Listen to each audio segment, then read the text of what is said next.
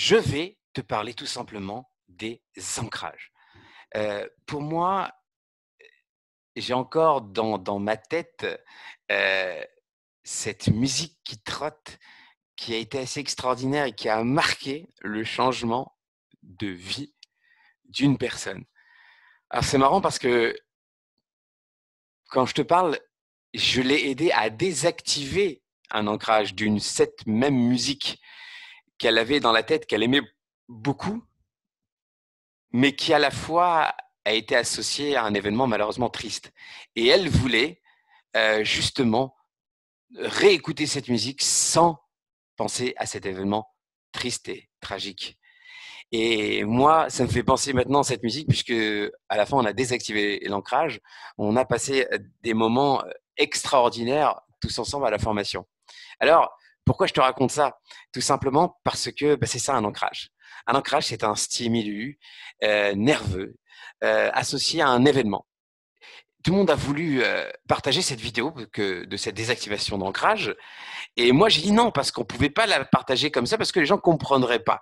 Il y a eu beaucoup de rires, beaucoup de rigolades, ce qu'on appelle des ruptures de pattern, avec des gestes un petit peu, des fois, obscènes, entre guillemets, mais ce n'était pas vraiment obscène, c'était juste, il fallait casser la routine, il fallait faire rigoler les gens pour qu'on puisse rentrer dans l'inconscient plus facilement. Et donc les gens comprennent pas, on a rigolé, et plus ça rigolait, moi j'en profitais pour ancrer justement le rire. Et ancrer le rire, ce stimulus nerveux, cette émotion aussi, parce que le rire, ça a été une émotion, entre guillemets, une émotion, et rire. D'ailleurs, je vous invite, quand il y a un fou rire, à tapoter ici, dans l'épaule de quelqu'un, pour lui créer un ancrage positif. Comme ça, chaque fois qu'on tapotera ici, ce sera un ancrage positif.